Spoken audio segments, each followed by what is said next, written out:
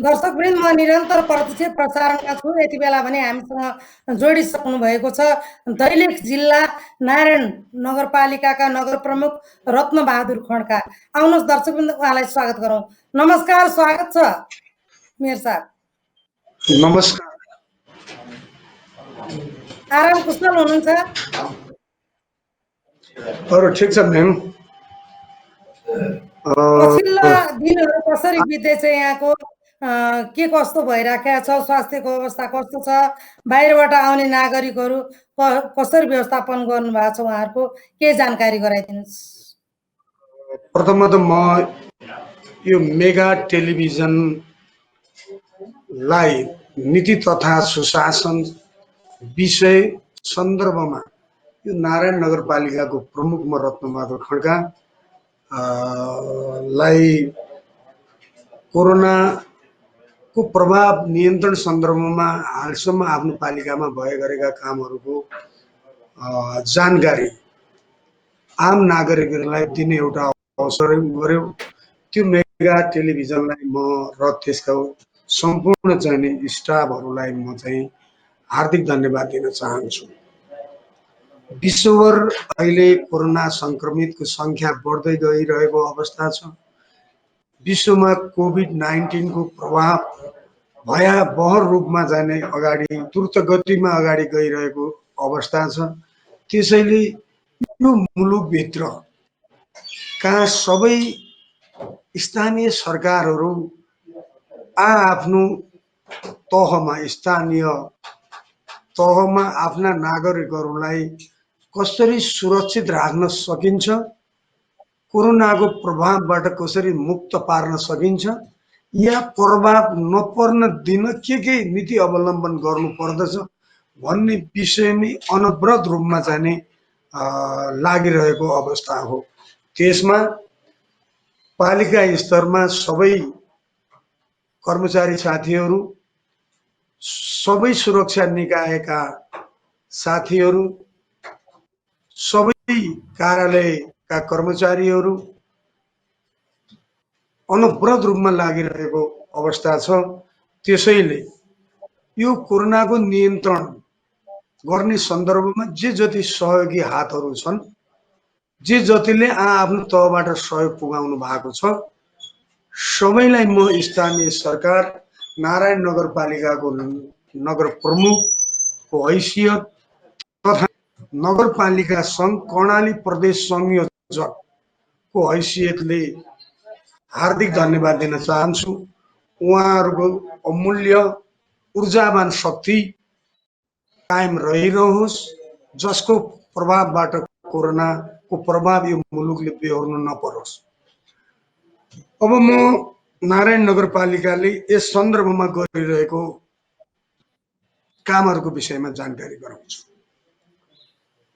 सबभन्दा पहिले हामीले यो कोरोनाको प्रभावबाट अब कहीँ कतै हाम्रा भविष्यका धरोहरहरू, आशाका केन्द्रबिन्दुहरू, बुढेसकालका लाठीहरू, जो लाठी बुढेसकालमा हाम्रो गन्तव्यमा पुग्न चाहिँ एउटा आधार बन्न सक्छ, ती भनेका आजका चाहिँ बालबालिका जो विद्यालय उमेर समूहका बालिकाहरूमा विद्यालयमा पठन पाठन गरिरहेका छन्। पहिलो नजर हाम्रो यो नारायण पालिकाको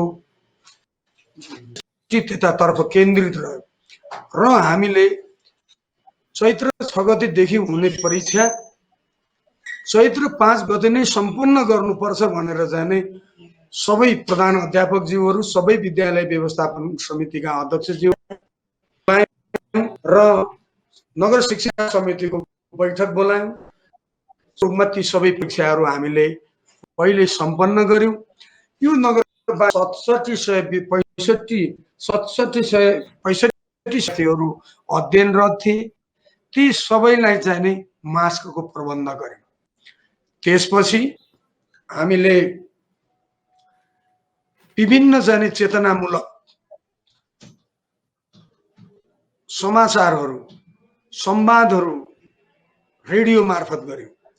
तपाईहरू कोरोनाको प्रभावबाट मुक्त हुनुहोस्, हातछिम खर्दा मुख छोप्नुहोस्, खाना तातो खानुहोस्, साफ दूरी कायम गर्नुहोस्, धेरै घुमफिर नगर्नुहोस्, मास मिटिङमा नजानुहोस्, विवाह व्रतमा नजानुहोस्, कुनै जाने कसैको पुण्यतिथिहरूमा जाने नजानुहोस्, नगई नहुने बाध्यात्मक परिस्थिति परे सामाजिक दूरी कायम गर्नुहोस्, भोज भतेरमा नजानुहोस्, माछा मासु नखानुहोस्, खानै पर्छ भने गलाएर खानुहोस् र सुरक्षित ठाउँमा बस्नुहोस्।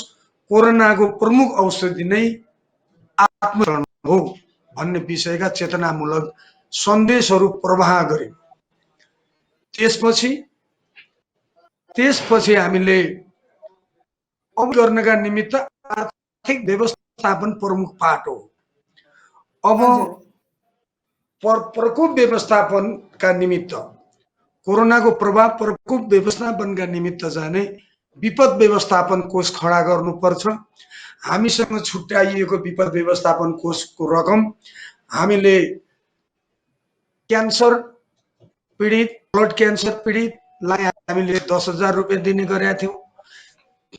मेरुदण्ड भाँचिएको किडनी फेलरलाई 10,000 दिने गरेका थियौँ। त्यस्तै गरेर विभिन्न क्राइटेरियाहरू तोकेर हामीले आर्थिक सहायतामा लगभग खर्च गरिसकेर केवल 5 लाख रुपियाँ बचिरहेको सन्दर्भमा कोरोनाको चाहिँ प्रभाव आयो। हामीसँग कोषमा त्यति बेला 5 लाख मात्र थियो र सोच्यौँ जनप्रतिनिधिहरूले प्राप्त गर्ने सेवा र सुविधा भन्दा आफ्नो पालिकाको नागरिकहरूको जीवनको रक्षा गर्नु हाम्रो परिभाषित जिम्मेवारी हो। त्यसैले यो जिम्मेवारीबाट हामी मुक्त हुनु पर्दैन, आफ्नो जिम्मेवारी आफूले पूरा गर्नुपर्छ भन्ने उद्देश्यका साथ हामीले जनप्रतिनिधिको सेवा सुविधाका निमित्त भनेर छुट्याइएको शीर्षकबाट 25 लाख रुपियाँ हामीले विपद व्यवस्थापन कोषमा ट्रान्सफर गर्यौं। कार्यपालिकाको बैठक बसेर त्यो कोष खडा गर्यौं। त्यसपछि लकडाउन थपिरहँदा दैनिक रोजगारी गरेर मात्र बेलुका चुलो बल्ने, अर्थात् दैनिक अर्काको काम गरेर बेलुका ज्याला ल्याएर मल्ल खाद्य वस्तुहरू जाने खरिद गरेर गएर आफ्ना बालबच्चाहरू पाल्न सक्ने मान्छेको पहिचान गर्यौं। जो मान्छे लकडाउनमा पर्दा ऊ होइन, उसको श्रमसँग आधारित भएर जिइरहेको थियो, उसले लकडाउन श्रम गर्न नपाउने स्थिति भइसके पश्चात त्यस्तो परिवार पहिचान गरेर हामीले नारायण नगरपालिकामा 962 घरधुरीको चाहिने पहिचान गर्यौं। ती सबैलाई त्यसबाट हामीले इमिडिएटली 10 वटा पसलबाट सार्वजनिक खरिद ऐन अन्तर्गत खर्च गर्नुपर्ने थियो।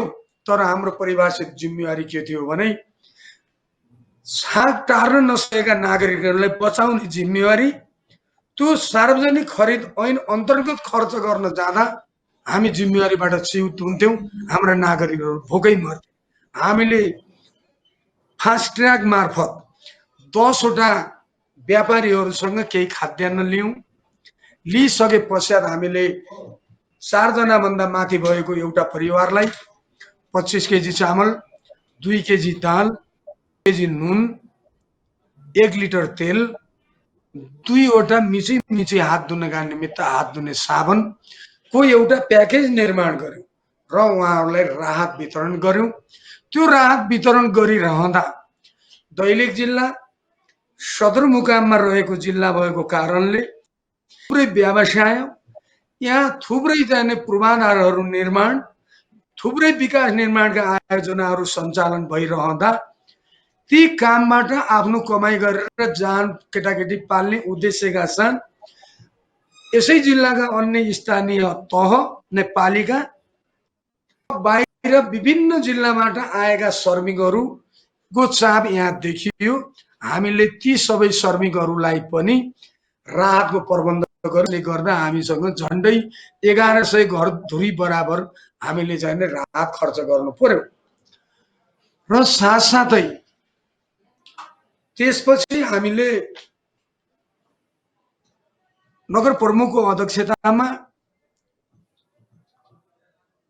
क्वारेन्टाइन निर्माण तथा अनुगमन समिति, सबै सुरक्षा निकायका प्रमुखहरू, प्रमुख जिल्ला अधिकारी सदस्य रहने गरी हामीले चाहिँ गठन गरेको थियौँ। त्यसैमा अप्ठ्यारा परेका कुराहरू त्यहाँ छलफल गर्दै हामी अगाडि र नागरिकको जीवनको रक्षा गर्न भोग त मेटायौँ, तर अब उहाँहरूलाई कोरोनाको प्रभाव भोगबाट मात्रै समाप्त गर्न सकिँदैन। खाद्यान्नको जो श्रमिकको घर परिवारलाई पाल्नका निमित्त अगाडि बढ्यौँ, तर अब साथसाथै उहाँहरूमा इम्युनिटी त आयो, तर अब कोरोनाको प्रभावबाट कोरोना महामारी रोग यो सङ्क्रमित भएर जान्छ। त्यसैले अब हामीले चाहिँ स्वास्थ्य सामग्री व्यवस्थापन गर्नुपर्दछ, स्वास्थ्य कार्यकर्ताहरूलाई परिचालन गर्नुपर्दछ, आफ्नो तहमा नगरपालिकाका कर्मचारी तथा जनप्रतिनिधिहरू परिचालित हुनुपर्दछ भनेर हामीले क्वारेन्टाइन निर्माण गर्ने उद्देश्य राख्यौँ। त्यस अन्तर्गत क्वारेन्टाइन निर्माण गर्दा नारायण नगरपालिकामा रहेको नारायण क्याम्पसमा हामीले 105 वटा बेडहरू निर्माण गर्यौँ। ती 105 वटा बेडहरू निर्माण गर्नका निमित्त हामीसँग वाणिज्य ब्याङ्क लगायत 8-10 वटा चाहिँ तपाईँको प्राइभेट ब्याङ्कहरू थिए। ती सबैले 5-5 सेट बेडहरू प्रबन्ध गरिदिनु भयो। एभरेस्ट क्लबले 20 सेट व्यवस्थापन गरिदियो। अनि निर्माण व्यवसायका साथीहरूले 12 सेट व्यवस्थापन गरिदिनु भयो। बाँकी हामीले व्यवस्थापन गर्यौँ र 105 सेट नारायण पछिल्लो नगर प्रमुखज्यू, अहिले पछिल्लो अवस्थामा विदेशबाट विशेष गरेर भारतबाट नै नागरिकहरू आइरहेका छन्। तपाईँको नगरपालिकाभित्र, नारायण नगरपालिकाभित्र कतिजना आइपुगिसक्नुभयो, कतिजना आउँदै हुनुहुन्छ, उनीहरूलाई चाहिँ तत्कालीन अवस्थामा कस्तो व्यवस्थापन गर्दै हुनुहुन्छ?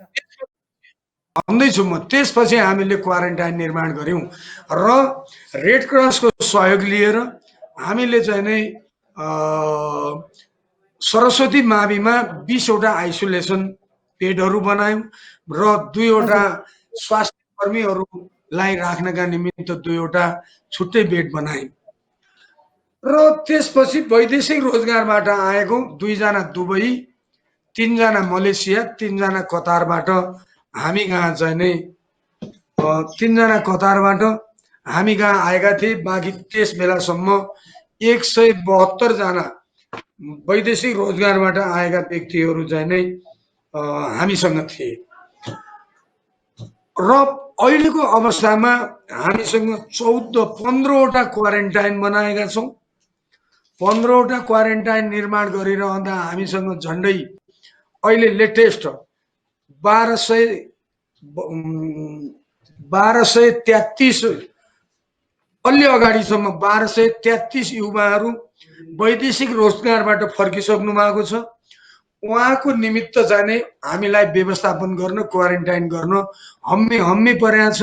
क्वारेन्टाइनको हामीले प्राप्त गरेको कार्यविधि अनुसार हामीले ती क्वारेन्टाइनमा बसाउनु जाने कार्यविधि अनुसार सकिरहेको छैनौँ। यो हाम्रो बाध्यात्मक परिस्थिति हो।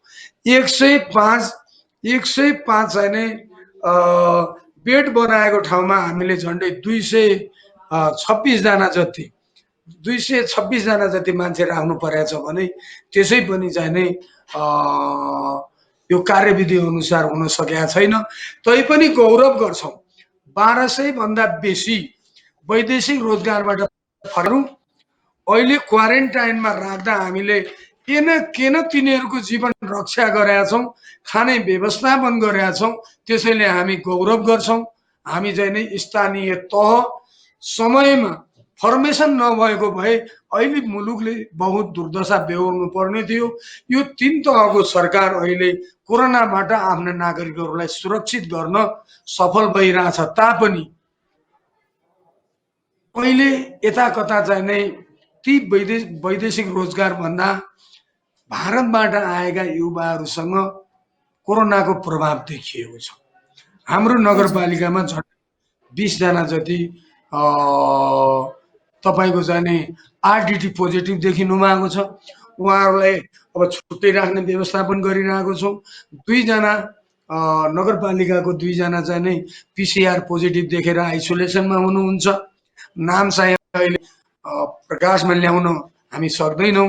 त्यसैले हामी चाहिँ निरन्तर रूपमा चाहिँ नै अहिले लागिरहेछौँ र वैदेशिक रोजगारबाट गएका घर फर्कने क्रम रोकिएको छैन। हामीले चाहिँ नै सबै विद्यालयहरू उपयोग गर्यौँ। नेकपाको पार्टी अफिस आज नेकपाको पार्टी अफिसमा चाहिँ नै तपाईँको हामीले आज कोरोना के अरे पिसिआर पोजिटिभ भएको नै आरडिटी पोजिटिभ भएको साथीहरूलाई त्यहाँ राख्ने व्यवस्थापन मिलाउन लागेको छौँ। हामीसँग वृद्धाश्रम रहेनन्, विद्यालयहरू रहेनन्, पार्टीका भवन रहेनन्। यसरी हामीले जाने संस्थागत विद्यालयका भवनहरू रहेनन्। अहिलेसम्ममा कति जति आइपुग्नु भयो? अहिलेसम्म कति जति आइपुग्नु भयो? अब यहाँको आँकडा कति जति छ आउने? हामीसँग अहिले 1233 आइसक्नु भएको छ। हजुर, अब कति जति आउन बाँकी हुनुहुन्छ? अब मलाई लाग्छ वडा नम्बर 11 मा एकजना ज्यूसँग सोधे 254 जना त्यहाँ छ। तर वडा नम्बर 11 बाट अहिले आएको जम्मा 79 जना मात्र आउनु भएको छ। त्यसैले चाहिँ के हो भने अझै 50% नागरिकहरू यहाँ आउनु बाँकी छ। हामीलाई प्रदेश सरकार, संघ सरकार र प्रदेश सरकारबाट नगरपालिकालाई 20 लाख, गाउँपालिकालाई 15 लाख विपद व्यवस्थापनको उसमा खर्च गर्ने गरी पठाइदिएको थियो। त्यो पैसा हामीले खर्च गरिसक्यौँ। त्योभन्दा 2 गुणा 3 गुणा रकम हामीले खर्च गरिसकेको अवस्था छ। त्यो तपाईँकै मिडिया मार्फत यो माथिल्लो प्रदेश सरकार र संघ सरकारसँग विनम्रतापूर्वक हामी अनुरोध गर्न चाहन्छौँ कि अब स्थानीय सरकारलाई चाहिँ फेरि पनि यो स्वास्थ्य उपकरणहरू खरिद गर्नका निमित्त, स्वास्थ्य सामग्रीहरू खरिद गर्नका निमित्त, स्वास्थ्य कर्मीहरूलाई सुरक्षित राख्नका निमित्त, निर्वाचित जनप्रतिनिधि र यो कोरोना प्रभाव नियन्त्रणका निमित्त खटिरहेका कर्मचारी साथीहरूको जीवन रक्षा गर्नका निमित्त र चाहिँ सुरक्षा निकायका सबै साथीहरूको जीवन रक्षा गर्ने, पत्रकार साथीहरूको जीवन रक्षा गर्ने निमित्त आवश्यक पर्ने स्वास्थ्य सामग्रीहरू खरिद गर्न, आवश्यक पर्ने इक्विपमेन्टहरूको प्रबन्ध गर्नका निमित्त आवश्यक बजेट प्रबन्ध गरिदिन जाने विनम्रतापूर्वक अनुरोध गर्न चाहन्छु। कि नारायण नगरपालिकाको लागि मात्र होइन, म नगरपालिकासँग कर्णाली प्रदेशको संयोजक भएको कारणले कर्णाली प्रदेशमा अन्तर्गतका यी 10 जिल्लामा रहेका स्थानीय तहहरूको समस्या यस्तै मोडेलको हो। यो मेरो प्रतिनिधिमूलक भनाइ हो। यो सबै 10 जिल्लाका स्थानीय पालिकाहरूलाई हामीभन्दा माथिल्लो प्रदेश सरकार र संघीय सरकारले मतलब चाहिँ बजेट व्यवस्थापन गरिदिनुपर्छ, जो विपद व्यवस्थापनमा खर्च गर्ने जाने प्रबन्ध गरियोस् भन्ने अनुरोध गर्न चाहन्छु। यहाँले हामी कोभिड-19 कै विषयमा रहिरहँदा विशेष गरेर अहिले आर्थिक वर्ष पनि सुरु हुन लागिसक्यो। यहाँले अघिल्लो वर्ष ल्याउनुभएका नीति तथा कार्यक्रममा सामाजिक विकास र विकास निर्माणका कार्यक्रमहरू थिए, कति जति सक्नुभयो, कति बाँकी छन्? अब हामीले लगभग चाहिँ यकिन अहिले हामीले यो कोरोनाकै कारणबाट यति प्रतिशत यतिवटा योजनाहरू सम्पन्न गर्यौँ भन्ने अभिलेख त म अहिले हजुरको अगाडि भन्न सक्दैन। तर हामीले थुप्रै कामहरू सञ्चालन गरिरहेको छौँ। सामाजिक डिस्टेन्स गराएर अनि जाने त्यहाँ हात धुने पानीको व्यवस्था गर्ने, अनि साबुन पानीले हात धोइसकेपछि उता गएर सेनिटाइजर मतलब प्रयोग गर्ने, सेनिटाइजर प्रयोग गरेपछि ग्लोभ लगाउने, मास्क लगाउने, अनि गएर जाने सामाजिक दूरी कायम गरेर जाने, जति सक्यो कमलाई उपयोग गरेर सबै आयोजनाहरू सञ्चालन गरिरहेको छौँ। थुप्रै आयोजनाहरू निर्माणाधीन छन्। थुप्रै आयोजनाहरू सम्पन्न भएर यो लकडाउनको बेलामा पनि ती श्रमिकहरूलाई आफूले काम गरे बापतको पारिश्रमिक प्राप्त गर्न सक्नुभयो भने त्यसले पनि अलिकति खाद्य वस्तु उहाँहरूको खाद्य सङ्कट टार्न सक्दछ। त्यसैले आयोजनाको रकमहरू पनि भुक्तानी दिने व्यवस्था गर्नुपर्छ भन्ने ढङ्गले भुक्तानी दिनानुदिन भइरहेको अवस्था पनि छ। यसले पनि गरिरहेको छौँ। अब त्यसैले चाहिँ के भने प्रधानमन्त्री रोजगार कार्यक्रम, अब चाहिँ मुख्यमन्त्री रोजगार कार्यक्रम जस्ता कार्यक्रमहरू पनि आइरहेका छन्। ती आयोजनाहरू पनि सामाजिक दूरी कायम गरेर हामी सञ्चालन गर्ने प्रयत्नतर्फ लागिरहेको छौँ र चाहिँ नै हामी सबै कामहरू सम्पन्न गर्छौँ। केही कामहरू चाहिँ हामीसँग बजेट नभएको कारणले आगामी वर्षमा ती कार्यक्रमहरूलाई निरन्तरता दिने गरी ती कार्यक्रमहरूमा छुट्याइएका जो सामाजिक तहमा क्षमता विकासका निमित्त ल्याइएका, कर्मचारीहरूको क्षमता विकासका निमित्त छुट्याइएका यस्ता तालिम समारोह अथवा चाहिँ बैठक भत्ताका निमित्त छुट्याइएका यस्ता कार्यक्रमहरूलाई संशोधन गरेर विपद व्यवस्थापन कोषमा रकमान्तर गरेर हामी खर्च गर्ने नीति लिए अनुरूप त्यस्ता त्यस्ता तालिम, गोष्ठी, सेमिनार, कुनै सडक नाटक जस्ता विषयहरूमा छुट्याइएका बजेटहरू काम गर्न हामी सक्दैनौँ। ती बजेटहरू हामीले रकमान्तर गरिसकेको अवस्था हो र त्यसैले अब म चाहिँ तपाईँको पनि हामी समयको पनि एउटा पाबन्दी छ हामीलाई। अब निश्चित रूपमा अरू पनि नगर प्रमुखहरूसँग कुराकानी गर्दैछु र यति बेला भने यो वर्षको बजेट गरिरहँदा तपाईले आगामी दिनमा 2077-78 को नीति तथा कार्यक्रम मार्फत ल्याउने बजेटलाई कुन विषयमा चाहिँ प्राथमिकताको आधार मानेर ल्याउँदै हुनुहुन्छ, केलाई प्राथमिकता दिँदै हुनुहुन्छ, केही जानकारी गराइदिनुस्। धन्यवाद म्याम। म भन्न चाहन्छु के भने सबैभन्दा स्वास्थ्य र शिक्षा महत्त्वपूर्ण विषय हो। हाम्रो प्राथमिकता चाहिँ नै विगत वर्षहरूका नगरसभामा पनि त्यही थिए, अहिले पनि हामीले चाहिँ त्यसैलाई प्राथमिकता दिनेछौँ। र अर्को कुरा चाहिँ नै बेरोजगारीको समस्याका कारण साहुको ऋण थापेर विदेशमा गएर अथवा छिमेकी मुलुक भारतमा गएर 2-4 पैसा आर्जन गरेर आउँ, बुढो बाबा आमाको भविष्य निर्माण गरौँ, एउटा असल घर जमाऊँ र एउटा सानो जाने ओत लाग्ने छाप्रो निर्माण गरेर बाँकी जिन्दगी बिताउँ भनेर त्यो कल्पनाका साथ विदेश गएका युवाहरू अहिले तत्त ठाउँबाट खेदिएर बाध्यात्मक परिस्थितिवश अहिले जाने सीमा क्षेत्रमा आएर दिनानुदिन हजारौं को संख्यामा आफ्नो घर फर्किरहेको अवस्था छ। अब स्थानीय सरकार होस्, प्रदेश सरकार होस् र संघीय सरकार होस्, ती युवाहरूको क्षमता पहिचान गरेर तिनीहरूको स्किल चाहिँ पहिचान गरेर अब ती युवाहरूलाई के विषयमा रोजगार के काममा लगाउन सकिन्छ, अब ती युवाहरूलाई विदेश मोह परित्याग गरेर आफ्नै माटोमा हुर्कन सकिँदो रहेछ। अन्त्य अकाल परेको बेला आफ्नै मुलुक चाहिँदो रहेछ र हामीलाई चाहिँ हाम्रा पाखुरा बलिया भएको बेला विदेशले फाइदा लियो। हामी लकडाउनमा परिरहेको बेला जब वैदेशिक रोजगारमा विदेशको काम गर्न नसकिरहेको अर्थात् नपाउने बेला हामीलाई चाहिँ खाना दिनुपर्छ भनेर अथवा उचित पारिश्रमिक दिनुपर्छ भनेर विदेश खेती दियो।